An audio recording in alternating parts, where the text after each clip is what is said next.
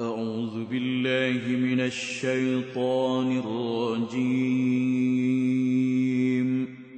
بسم الله الرحمن الرحيم.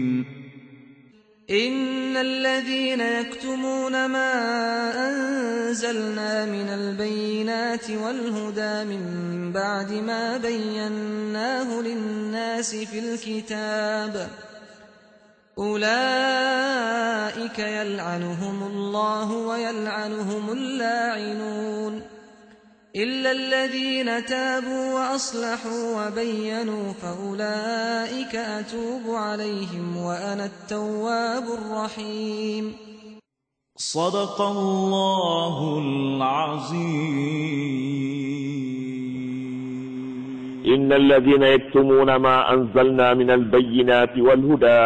Sesungguhnya orang-orang yang menyembunyikan apa yang telah kami turunkan dari keterangan-keterangan dan petunjuk hidayah.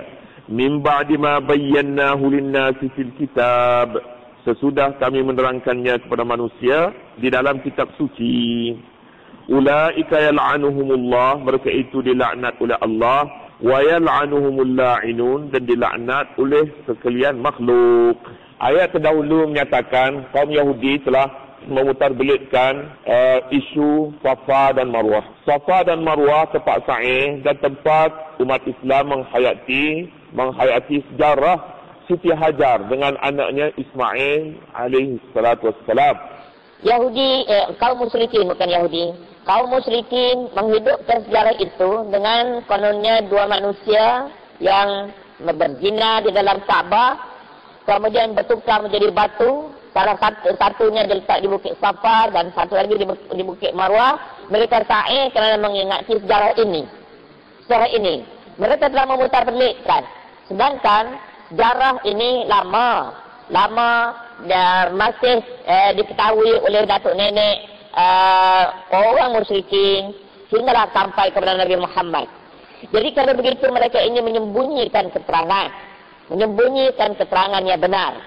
Ataupun ayat ini, ayat innal ladzina yaktumuna ma anzalna, ada hubungannya dengan sikap kaum Yahudi yang tidak berterus terang dengan sifat-sifat Nabi Muhammad sallallahu alaihi wasallam, sehingga mereka gelapkan keterangan-keterangan yang menyatakan sifat Nabi Muhammad tentang Al-Quran, dan mereka melebih-lebihkan kandungan kitab Taurat.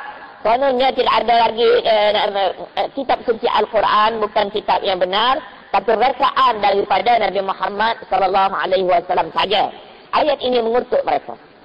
Katanya innal ladzina yaktumuna ma anzalna minal bayyinati wal huda. Sesungguhnya orang yang menyembunyikan apa yang telah kami turunkan. Yaktumuna, perkataan ini datangnya daripada al-kitman. Kitman artinya menyembunyikan. Menyembunyikan sesuatu yang patut dizahirkan. Nah, kalau menyembunyikan sesuatu yang tidak diperlui, yang tidak perlu untuk dizahirkan, tidak namanya kitman. Kitman menyembunyi, di sini pula kitman menyembunyikan kebenaran.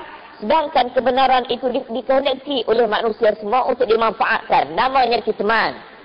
Orang yang menyembunyikan sesuatu ilmu, tetapi ilmu itu tidak dikehendaki orang, tidak termasuk dalam kitman. Dia mempunyai ilmu, berbagai-bagai ilmu pengetahuan, misalnya, tetapi orang tidak memerlukan dan waktu tidak memerlukannya, tidak nama kitman. Ya. Ilmu atau kebenaran adalah milik Allah dan hak semua manusia untuk mengambil manfaat daripadanya. Ilmu-ilmu yang dikehendaki oleh manusia untuk mengambil manfaat daripadanya, seperti ilmu-ilmu tentang fardu ain, ilmu tentang kemajuan sains, misalnya ilmu tentang keperluan hidup, semuanya ini milik Allah dan hak semua manusia untuk mengambil manfaat daripadanya. Adalah satu dosa jika ada orang yang memiliki ilmu itu lalu disembunyikannya supaya tidak diketahui orang. Kononnya ilmu itu mahal, mesti dibayar dengan harga yang mahal. Dia dilaknat oleh Allah dan dilaknat oleh makhluk-makhluk Allah yang melaknatnya, bukan hanya manusia, tapi bukan manusia juga. Termasuklah kitman yang dimaksudkan di sini, menyembunyikan keterangan tentang sifat Nabi Muhammad. Yahudi dilaknat Allah kerana sebab ini.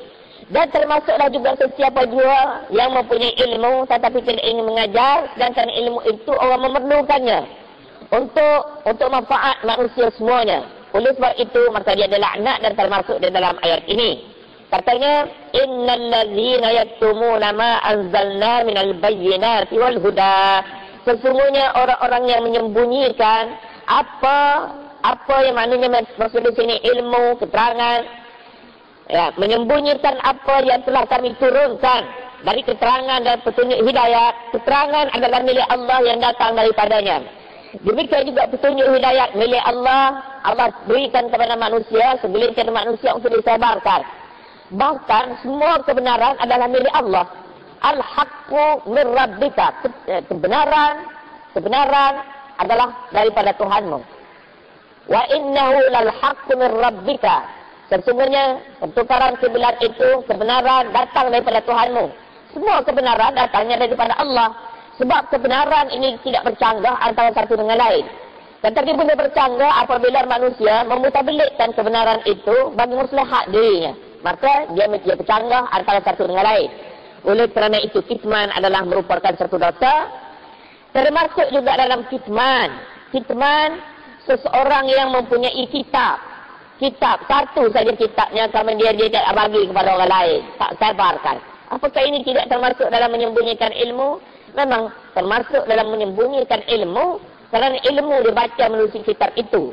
Sesiapa yang mempunyai buku dan diperlui oleh orang ramai ataupun sumber-sumber ilmu, bukan saja buku untuk zaman sekarang ini, kaset, CD dan apa-apa lagi, sebarkanlah jika manusia memerlukannya dengan apa jual sekalipun. Sebab itu hukum yang diberi oleh ulama menduakan salinan pendua protestan. Buku yang tidak ada dalam pasaran. Buku ini adalah hak pengarangnya. Oleh kerana tidak ada dalam pasaran, maka salinan pendua menyalinkannya untuk keperluan diri sendiri, maka ini fatwa yang dikeluarkan oleh ulama harus. Sekalipun pada buku itu dilarang macam-macam, dilarang memprotestan, membuat macam-macam lagi dilarang. Ini dari sudut undang-undangnya salah, tetapi oleh kerana ilmu hak bersama, apabila diperlukan hak semua orang, maka setakat itu diizinkan. Tetapi kalau protestan cetak buku orang dengan tanpa izin, misalnya tukar hak milik orang, kita milik kita, nama kita misalnya, kita curi fakta-fakta orang letak nama kita, ini namanya syariqatul syariqatul madah, curi bahan, syariqatul afkar, curi pemikiran lebih hebat dosanya daripada curi harta benda. Nama buku tidak boleh dicuri, kerana buku hak milik tuannya yang bila-bila masa saja dia boleh ubah.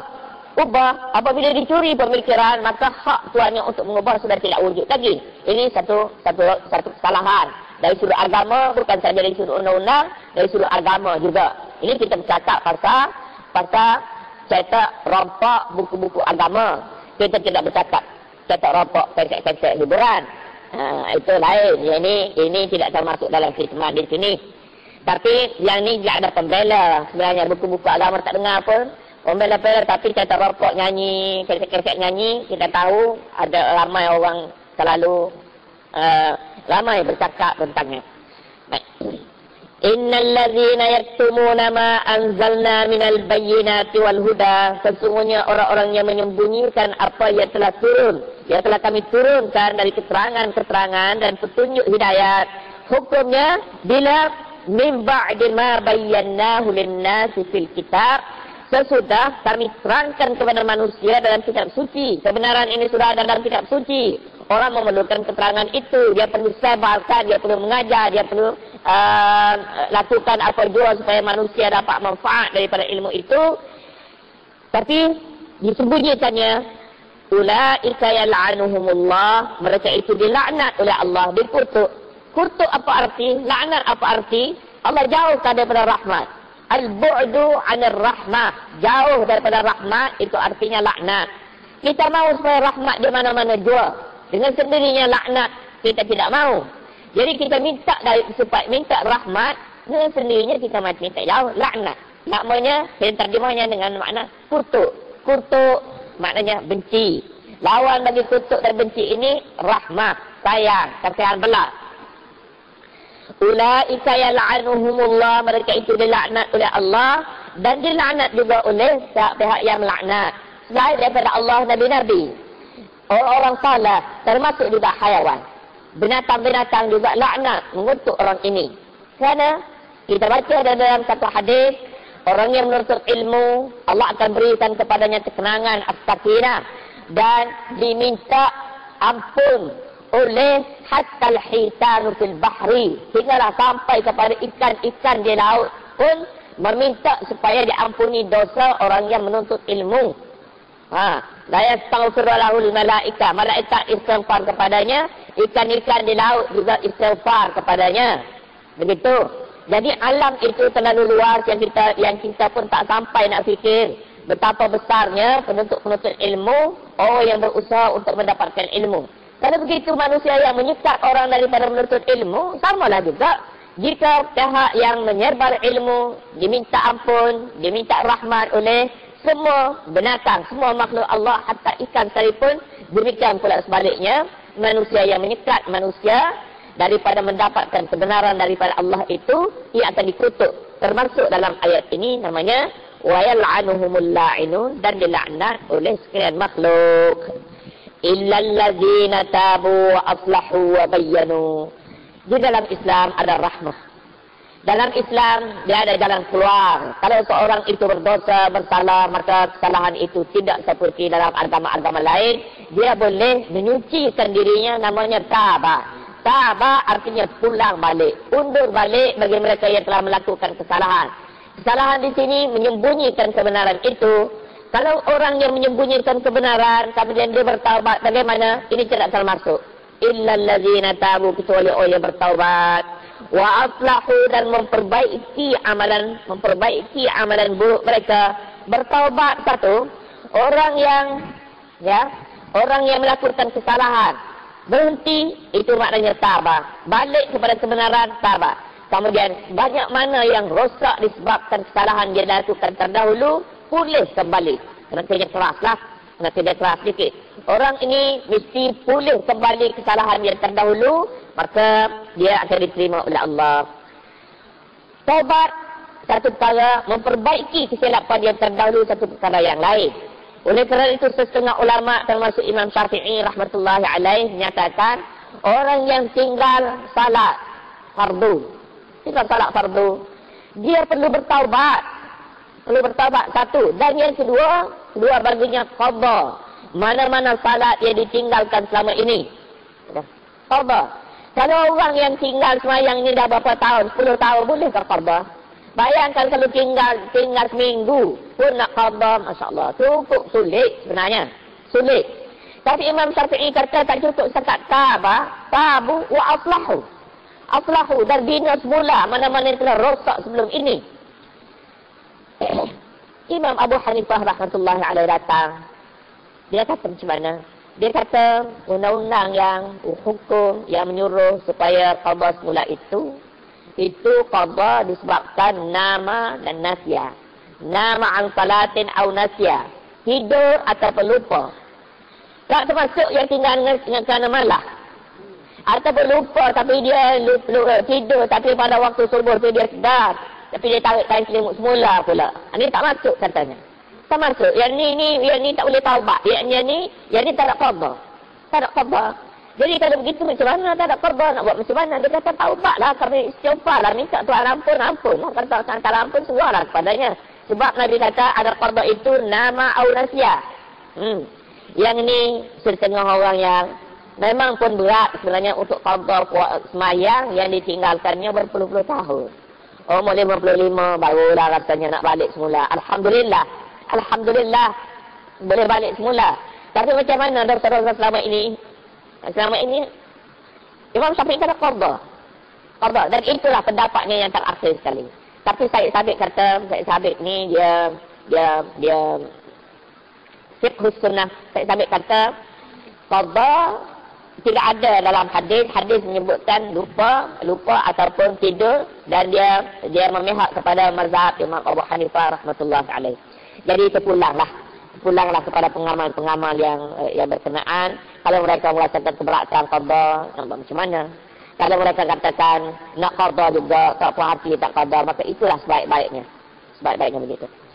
Wa bayyanu, dan mereka nyatakan, kalaulah yang berupa perkataan mereka beri keterangan semula mengapa mereka sembunyikan, mereka nyatakan begitu, fa ulaika atubu alaihim, maka orang-orang itu Allah terima taubat pada mereka, sebab wa anat tawwabur rahim, aku adalah maha penerima taubat dan maha pengasih, maha penyayang. Allah yang bersifat maha penerima taubat, takkan tak terima taubat kesalahan itu. Tuhan terima. Tetapi bagi manusia yang tidak mempunyai rasa kasihan belas, tidak memiliki sifat taubat, barangkali kesilapan tidak akan dendam sampai bila-bila. Allah Subhanahu wa taala tidak begitu. Allah Subhanahu wa taala menerima siapa saja yang membuka mulut untuk bertaubat kepadanya, kerana bertentangan dengan sifat Allah Ar-Rahman Ar-Rahim. Jika Allah Subhanahu wa taala tolak mana-mana orang yang bertaubat disebabkan dosanya itu besar, tidak sesuai dengan Allah. Begitu. Dan seterusnya, innal ladzina kafaru wa matu.